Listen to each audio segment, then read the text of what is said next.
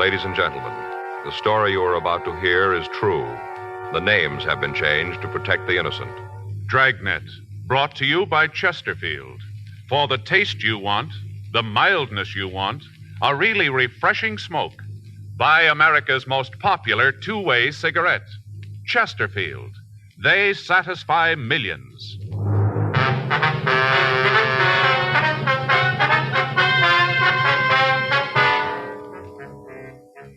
You're a detective sergeant. You're assigned to robbery detail. You get a call that a woman has been badly beaten. She can't describe her assailant. He's still at large. Your job, find him. For the taste you want, the mildness you want, for a really refreshing smoke every time, you should change to Chesterfield. On every count, they satisfy millions. They'll satisfy you. Chesterfield is the cigarette proved highest in quality, low in nicotine. The cigarette tested and approved by 30 years of scientific tobacco research. The cigarette with the taste and mildness you want. Yes, the Chesterfield you smoke today is the best cigarette ever made. Best for you. It all adds up to Chesterfield's world-famous slogan. They satisfy.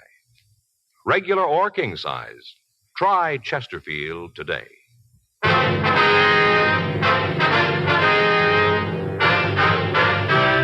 Dragnet, the documented drama of an actual crime. For the next 30 minutes, in cooperation with the Los Angeles Police Department, you will travel step by step on the side of the law through an actual case transcribed from official police files. From beginning to end, from crime to punishment, Dragnet is the story of your police force in action. It was Monday, January 14th. It was raining in Los Angeles. We were working the night watch out of robbery detail. My partner's Frank Smith. The boss is Chief of Detectives Thad Brown. My name's Friday. We were on our way out from the office, and it was 11:47 p.m. when we got to 7982 Oakwood Avenue. Front door. What is it? Police officers. We'd like to see Miss Griffin. How do I know? Beg pardon? How do I know you're cops? Here's our identification. Hand it here. Pardon? Pass it through the door. I want to see it good. All right, here you are. Yeah. What do you think? Well, your guess is as good as mine. Come on in. Thank you. Hurry up. Don't let all the rain in. Yes, ma'am. What if I have my identification back, please? Take your coats off right here. I don't want you tracking water through the house. All right, could I have that identification card, If you don't please? mind my being so careful about what's happened here. Got to take all precautions, you know. Yes, ma'am. Come on into the sitting room. I'll take that card, thank Which you. one of you is Sergeant Friday? I am. You're the one who called. That's right. Who's he? This is my partner, Frank Smith. Uh-huh. Well, sit down. Here's your card. Thank you. Get you anything? Cup of coffee? Maybe some hot cocoa, No, thank you. Well, suit yourself. Now, what is it you want? We understand you know Mrs. Kieran. We're neighbors. Mm-hmm. Maybe you can tell us what happened here tonight. Seems like you'd have the story, being cops and all. Well, we'd like to hear you tell it, ma'am. All right. I was here tonight watching the TV. Just gone out to the kitchen to get a plate of snacks for the late show. You know, kind of like to munch. Mm-hmm. Well, all of a sudden, I heard this scream real loud. I wasn't watching the television right then, so at first I thought it was from the set, you know, like a drama. Yes, ma'am. Didn't think nothing about it right then. Got myself all settled for the movie, and then I heard another scream. That's when I knew there was something wrong. How's that? There was a quiz on the television. No reason for any screams. Right then, there was another one. Then I knew it was from next door. Yeah. So I got my coat and umbrella and went over there. I see. Knocked on the door, but didn't get no answer. Well, I went into the house, all dark, not a light on. Went right in and called to Mrs. Kieran, called to her. Mm-hmm. Didn't answer, but I could kind of hear something off to the back of the place. Uh-huh. Sounded like somebody crying, kind of like a whimper, soft. Yeah. It came from the back of the house in the bedroom. You didn't see anybody else in the house when you went in, did you? If I had, I'd have told you before this. Go ahead, please. I got to the bedroom and opened the door. I couldn't see anything at first. Uh-huh. Then I was about to go on in, and this man jumped out at me. He was in the bedroom, was he? Yeah, must have been hiding in the dark and heard me coming, and he got back so I wouldn't see him. Then when I opened the door, he jumped right out, almost scared me to death. Well, what did he do? Just jumped at me and ran out of the house. Right through the front door, I heard it slam. Mm-hmm. And then I heard the crying again. It was sort of off to one side of the room. I couldn't see right away where it was coming from. Uh-huh. I turned on the light, and right away I saw her. She was laying on the floor. Yes, ma'am. Oh, it was just terrible. Room was all tore up. Things all thrown around, a real mess, and her laying right there in the middle of it, all beat up. Looked like whoever done it had tried to kill her. What'd you do then? Called the police. Dialed told the operator to send a policeman. It wasn't long before they was here. It seemed like there was 100 of them all over the place. All right, Mrs. Griffin. I wonder if you can give us a description of the man you saw. Other officers asked me the same thing. There isn't much I can tell you. Just all of a sudden he was there, and then he was gone. You're pretty sure it was a man, though, huh? Certainly, I guess I know a man when I see one. Been married to one for 22 years. Yes, ma'am. Can you tell us anything about him? I just got a glimpse of him, not good. I can't tell you anything but how he looked. He was standing in the dark when I come in. Next thing I knew, he jumped past me and went out the front door. Yes, ma'am. Would you know him again if you saw him? I don't think so. Just a glimpse, that's all. Mm-hmm. Should like to help, but there isn't much more I can tell you. All right, ma'am. How is Mrs. Karen? She gonna be okay? Well, she'll be in the hospital for a few days, but she's going to be all right. Isn't she able to tell you something about the man who did this? No, ma'am. Seems like she'd be able to describe him. Must have been there for a good half hour. How do you figure that? Must have been at least that long from the time I heard the first scream till I got over there. First off, I didn't think it was real. Thought it was on television. Yes, ma'am, you told us. Must have been a half hour. Mm-hmm. Now, did Mrs. Kieran have any enemies that you knew of?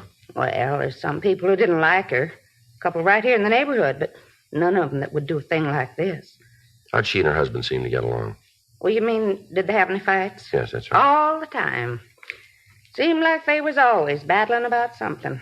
Would you know what caused the arguments? Oh, mostly about her and other men.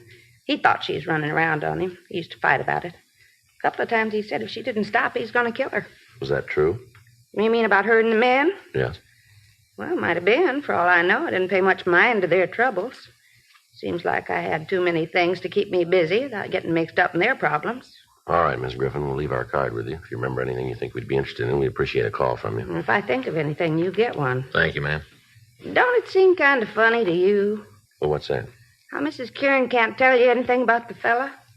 Don't that strike you kind of odd? How do you mean? Well, if somebody is in my house for that long, I'd be able to tell something about him. Something for sure. Mm-hmm. Of course, I guess with the lights off, maybe she couldn't see. And then again, Yes, ma'am? maybe she don't want to tell you.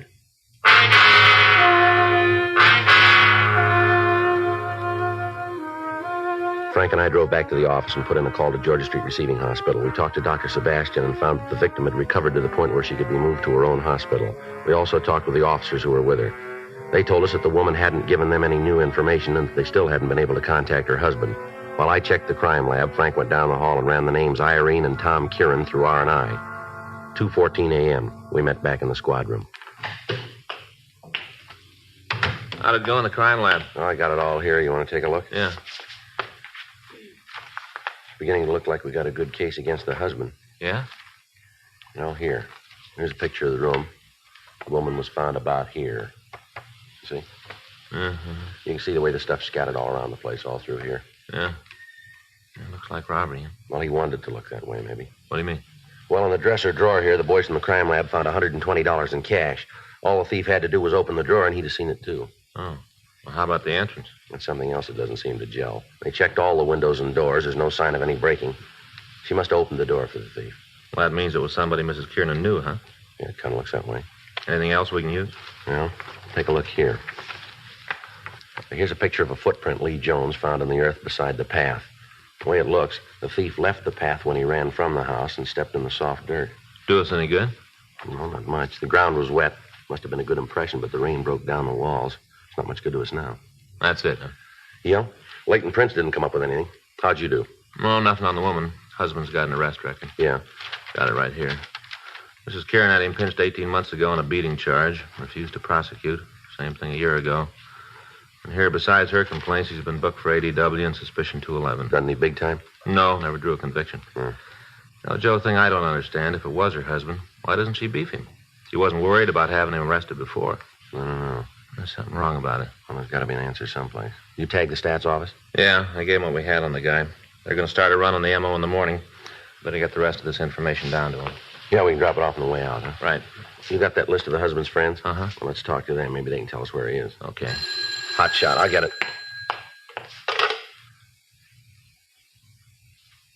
What is it? Stats office is going to have to wait, I guess. Huh? 1824 Studio Court. Well, that's a couple of blocks from Kieran's. What's the call? Woman slugged.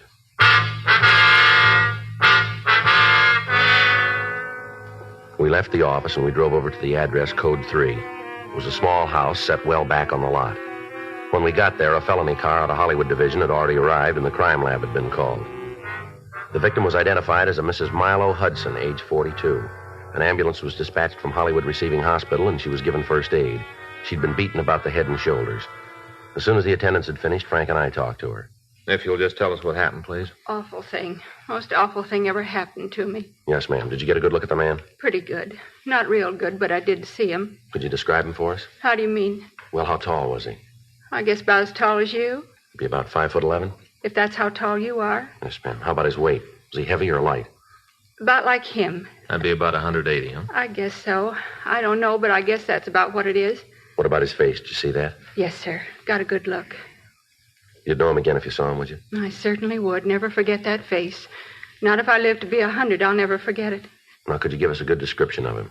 Had dark hair, almost black, kind of curly. Little wave right here in front. Mm-hmm. Had blue eyes. Dark blue, might have been kind of hazel color. Dark. Mm-hmm. Was he clean-shaven? You mean, did he have a mustache? Yes, ma'am. No, didn't have anything like that. Mm-hmm. Was there anything about him that might make it easier for us to identify him? I don't think I know what you mean. Well, did he have any scars, any birthmarks, anything like that? Let me think. Seems there was something, but I can't remember what. This man say anything to you? Not at first. When he came in, he didn't say a word, just pointed the gun at me and motioned back into the house, like he wanted me to get back there. Uh-huh, but he did say something to you later, is that right? Yes. When we got to the bedroom and he started to go through the place, I told him he better get out because my husband would be coming in any minute. I see. He smiled and said he knew George didn't get home till 4:30. He used your husband's name, did he? Yes. Come to think of it, he did. I didn't pay much attention to it before, but he did. Do you think you ever saw that man before? Not that I remember. But you're sure you'd know him if you saw him again? I sure would. See, I remember what it was about him. Yes? You know, you wanted something about him that'd make it easier to tell if he was the right man. That's right. He had a scar. Small one right here, by his eye. Made it look like his left eye was real big. Gave him a funny look. Mm-hmm. That what you meant? Yes, ma'am. I wonder if you'd come down to the city hall and go through some pictures for us. Well, I want to do everything I can to help. I'm supposed to check with my doctor. If he says it's all right, I'll be there. When would you want me? Well, if you could make it in the morning. If the doctor says it's all right, I'll be there. Okay, thanks, Mrs. Hudson. We can send a car for you if you like. Might be better if you did. George likes to sleep late and I don't drive. All right, ma'am. We'll call you in the morning. Sure hope you can catch the person who's done this. Lord knows how many more people he's going to hurt. Yes, ma'am. Just seems to know all about people. When they're going to be alone and all, seems to know all about them. Mm-hmm. Knew right where everything in this house was, all the way. Knew right down to a T. You're sure you never saw him before, is that right? Positive. You don't forget that kind of face. See it once and you remember it all your life. Was there been anybody new in the neighborhood? I don't understand what you mean. Well, like any salesman, door-to-door canvassers, anything like that. Residential neighborhood like this, there's always somebody around trying to sell something. Must be a couple of people a day come to the door. But I'm sure the man who hit me wasn't one of them. All right, ma'am. Thank you very much. Not at all, Sergeant. I want to do all I can to help you get him. Mm-hmm. Do you have any idea who he is, where to find him? Not very much, Miss Hudson. Terrible to think about it. A man like that roaming the streets. Woman isn't safe in her own home anymore. We'll get to him, ma'am. I should hope so. But what do we do in the meantime? Just sit here and wait for this lunatic to kick the doors down? Well, we'll do everything we can. Awful. I'll never forget how he came in here, shoved me around. Just never forget it. Well, that makes you even. What? He won't either. We got out a supplemental broadcast carrying the description of the suspect, and then we continued to talk to the latest victim. She was unable to come up with any additional information. 4:30 a.m. The crew from the crime lab finished up their investigation, and Frank and I went back to the office. We left the description of the suspect at the stats office, and we asked R&I to check the oddity file for a possible identification on the scar that the suspect had. 5:21 a.m. We signed out of the office. The next day at 9:26 a.m., we met with Chief Brown and Captain Donahoe, and we went over the case with them. Because of the method of operation used, it became apparent that the thief was acquainted with the habits of the people in the neighborhood. 2 additional teams of men were assigned to the case, and they began to canvass the area for information on people who appeared to be loitering in the vicinity. It was also decided to assign 3 more police units to patrol the streets during the night hours. We checked all FI cards that had been filed in the area. That afternoon, Milo Hudson came down to the office and went through the mug books, but she was unable to make an identification. She was shown pictures of Tom Kieran, the husband of the first victim, but she stated positively that he was not the man who'd beaten her. The list of possibles came back from the stats office and was checked without result. A week went by. In spite of the additional men involved, the suspect hit 3 more times. In each case, the M.O. was the same. In each case, he escaped. However, we were able to get a little more information on him. We had the Artist and Crime Analysis Division draw up a composite picture of the suspect, and we had it distributed to all officers in the city. The daily papers ran it on their front pages. Thursday, January 24th, 5:20 p.m. Frank and I got back to the office from dinner. I want to call Fay and tell her it looks like a late night. All right, I'll check the book. Anything? No. A caller from Pinky. Yeah? He and Leitner talked to that magazine salesman. Check out? No, the guy just got in town a couple of days ago. Description's pretty far off. Oh. I got it. Robbery Friday. Yes, ma'am, that's right. Well, we can take it. All right. What's that address again? Yes, that's Studio Court. Yes, ma'am, we'll be right out. No, don't do anything. If he wants to leave, don't try to stop him. That's right, we'll be right there. Woman out on Studio Court. Yeah. Says she thinks the suspect's in her house now.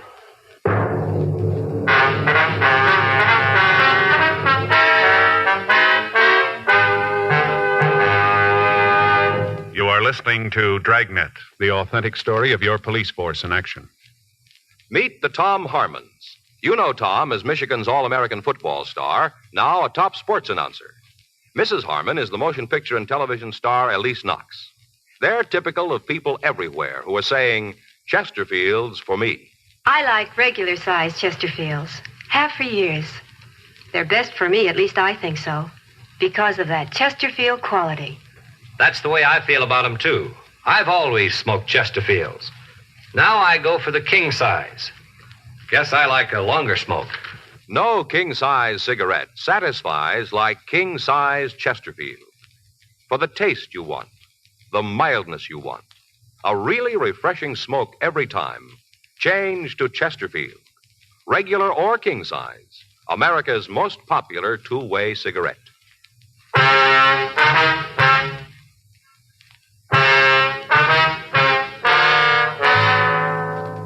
Frank and I left the office and drove over to the address we'd been given on the phone. As we pulled up in front of the house, we could see a man standing on the porch. We got out of the car and we went up the walk. At the front door, we met the woman who'd called. She said that the man had rung the doorbell and had tried to force his way into the house. She went on to say that her husband wasn't home and that she'd managed to stall the man until we got there. We took him back to the city hall and talked to him in the interrogation room. He identified himself as Victor Nadell. Frank went down the hall to run him through records and identification. A lot of trouble you guys are causing me. No reason for all this. What were you doing at that house? Trying to earn a living. You have to force your way in to do that? That old broad's off her rocker. I didn't try to get into the place. She says you did. She's flipped. What do you do for a living? I work, another way? What kind of work? Salesman. What do you sell? Right now I'm selling lots. Real estate? Yeah. Where? Tract out in the desert. Who do you work for? I don't think I'm going to tell you that. You're not going to get them in no trouble. We're going to find out anyway. Now, why don't you save yourself a lot of grief and tell us? You get paid, you dig it out. You ever been arrested? A couple of times. Where? Oklahoma. What for? Call it hijacking. Robbery? Same thing.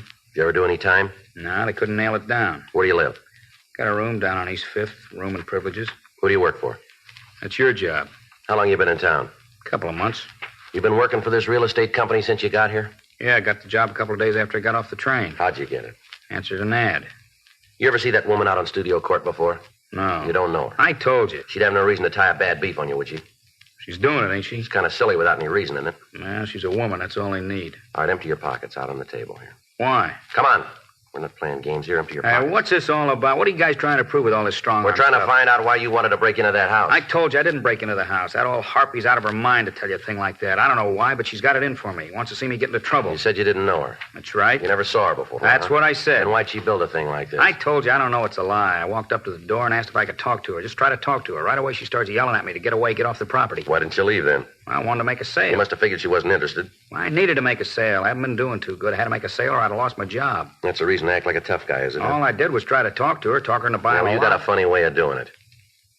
I thought maybe she was going to call the police, make a complaint. If she'd have done that, I'd have lost my job, sure. And that's all there is to it. I'm telling you the truth. You got to believe me. You been working in the neighborhood before? No, it's the first time. I've been kind of sick the last week. This is the first time out for me. First time I've been around here. Where'd you work before? Westlake area? You ever have any trouble there? No, none. Why'd you make the switch then? Just thought I'd try a new territory, see if I could make up for the week I lost. Mm-hmm. You got anybody who'll back up this story for you? People at my rooming house, I'll tell you. They'll say I was there all week, some kind of flu, they'll tell you. Joe. Yeah. See you in a minute. Yeah. You want me to wait here? That's right. Just sit there. What do you got? Well, looks like we nailed the wrong guy. What do you figure? Call just came in. Radio car picked up a fella out on Rosewood Avenue. Yeah. Caught him in a house trying to beat a woman to death. How about the description? Matches the suspect right down the line.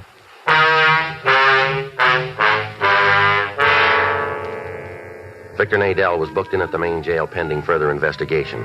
We were unable to connect him with any robbery, but Perry Thomas of the city attorney's office issued a complaint charging violation of Section 415 of the Penal Code. At 7:46 p.m., the suspect we'd gotten the call about arrived at the city hall. He was fingerprinted and checked through R&I. We found that he'd served a year and a day in New York State for breaking and entering. He'd served a sentence in the state of Washington on similar charges. Physically, he matched the description we'd gotten from the victims. While Pinky Meade and Dee Leitner contacted the women and asked them to come down to the office, Frank and I questioned the suspect. Rudolph Marnell, is that your true name? Yes, sir. Where do you live? My home's out in Hollywood. It's a big place. Narrow it down, will you? Ledgewood Drive, 2917. You ever been arrested? Yeah, you know that. It was a mistake, though. Both times? Well, the second time was because of the first. What do you mean by that? Now, once you've done time, it seems like anything goes wrong, the cops are on your back, just like this. Mm-hmm. You want to tell us what happened out there tonight? You mean on Rosewood? That's right. Big misunderstanding. Well, you tell us about it, will you? I wanted to use her phone. I don't know. I guess she got scared about something. All I wanted to do was make a call. How'd you ask her? Regular way. Told her I was in trouble. Asked if I could phone. Next thing I know, she's screaming up a storm. There's cops all around me. According to this report, you didn't stop when you were told. Is that right? I guess so. Well, is it or isn't it? Yeah. Why'd you run? Well, I didn't know what was going on. I got a record. I had enough to do with cops to last me the rest of my life. As soon as I heard the sirens, I took off. I guess I didn't hear that cop tell me to stop. Yeah. Kind of hard to believe. Well, you believe the woman who says I tried to slug her. You believe her, but you don't believe me. You see, that's what I meant. What's that? Well, as soon as you fall once, there's a dozen cops right behind you all the time waiting to stomp on you. You ever figure that you helped build it that way? Well, it reads good, but you ain't got nobody on your tail. All right. Now tell us again about tonight. I told the cops who picked me up. I told the cop who fingerprinted me. I already told you once. Now, how many times you want to hear it? Until we get it the right way. Well, how are you going to know? We'll find it. Come on. Go down to the interrogation room. Go ahead. Down this way.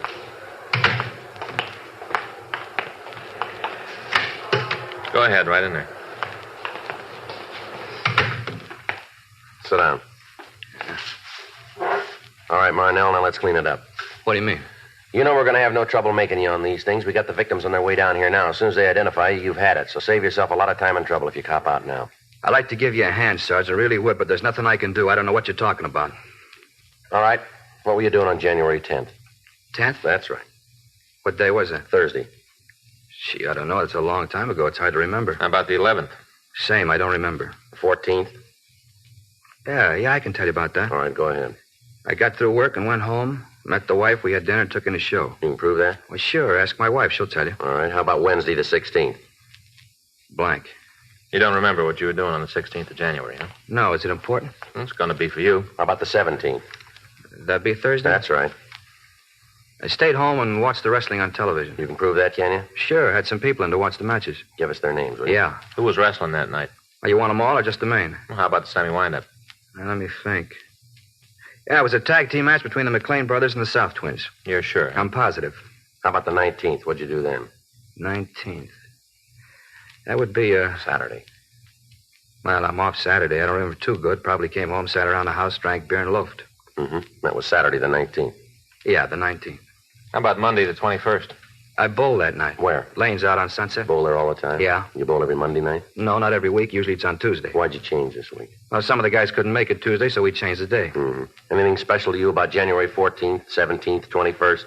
Now, what do you mean special? Well, your birthday, your anniversary, something like that? No. Just regular days. That's huh? right. Nothing to make them stand out. No. Then how come you can remember what you were doing on those days? You can't give us a story to fit January 10th, 11th, 16th, or 19th. I don't know.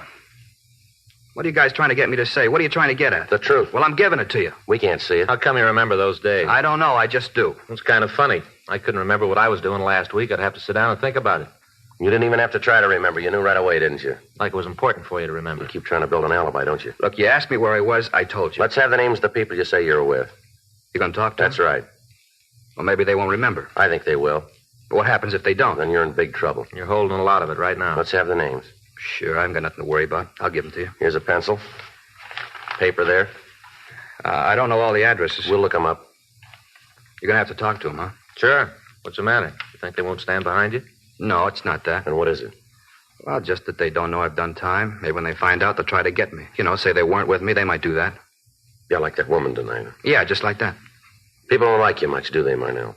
Seems like everybody's trying to get you in trouble. I want a lawyer.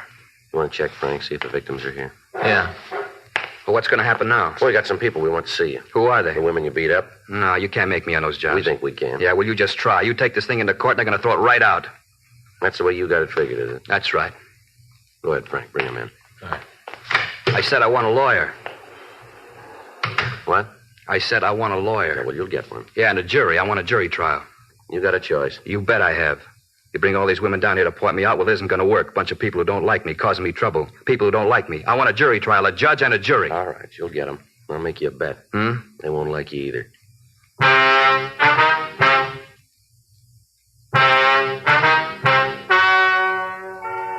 The story you have just heard is true.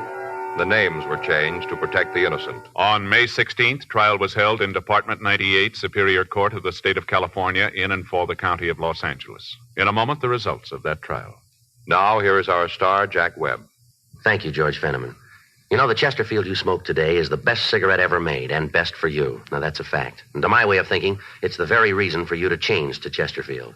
Try 'em either way, regular or king size. If you try 'em, I think you'll say with all of us, Chesterfield's for me.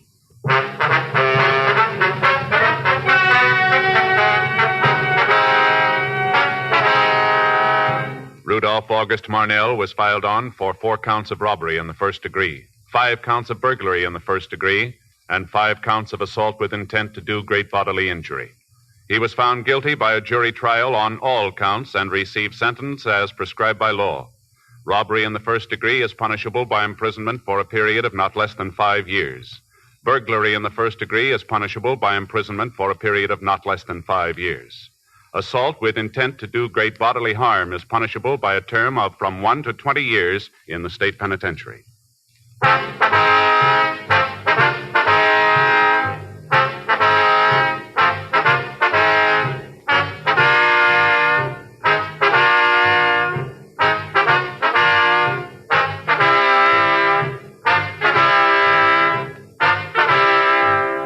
You have just heard Dragnet, a series of authentic cases from official files. Technical advice comes from the Office of Chief of Police W.H. Parker, Los Angeles Police Department.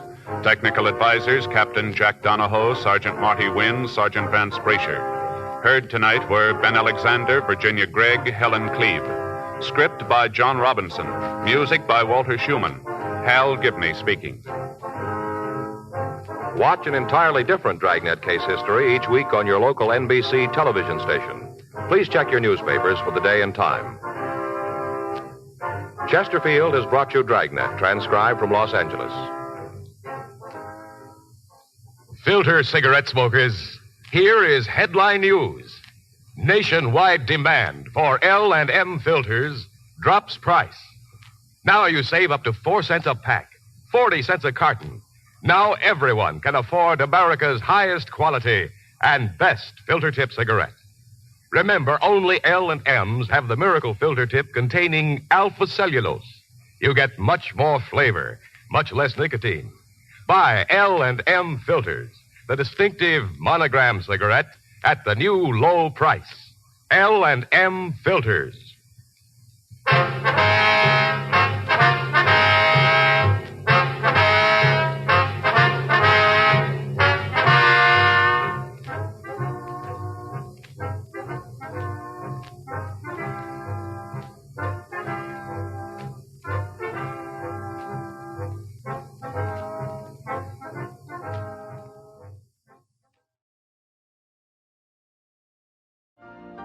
You've been listening to the OTR Gold Network.